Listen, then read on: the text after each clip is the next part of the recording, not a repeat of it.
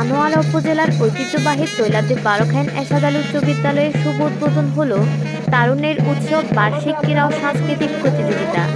উক্ত উদ্বোধনী অনুষ্ঠানে প্রধান অতিথি হিসাবে উপস্থিত ছিলেন আনোয়ারা উপজেলার সম্মানিত মাধ্যমিক শিক্ষা অফিসার জনাব ফেরদৌস হোসেন।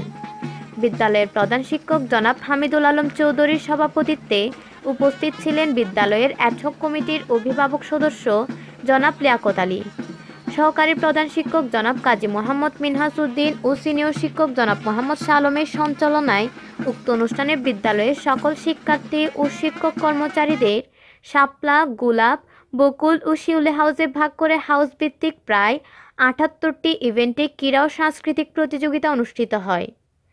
৪টি হাউস দীর্ঘ ১ মাস যাবৎ অনুশীলন করে প্রতিদ্বন্দ্বিতায় শাপলা ও শিউলি হাউসকে পরাজিত করে গোলাপ হাউস চ্যাম্পিয়ন ও বকুল হাউস রানার্স আপ হিসাবে বিজয়ী হয়। উক্ত অনুষ্ঠানে প্রাক্তন শিক্ষার্থীসহ বিদ্যালয়ের অন্যান্য শিক্ষক কর্মচারীরা উপস্থিত ছিলেন। বিদ্যালয়ের প্রয়াত সাবেক সভাপতি ও আনোয়ারা উপজেলা পরিষদের সাবেক চেয়ারম্যান মরহুম আনোয়ারুল ইসলাম খান সৌগাত এর হাত ধরে দীর্ঘ ৩৭ বছর যাবৎ এই অনুষ্ঠান প্রতি বছর ঝাঁকজমকভাবে অনুষ্ঠিত হয়ে আসছে।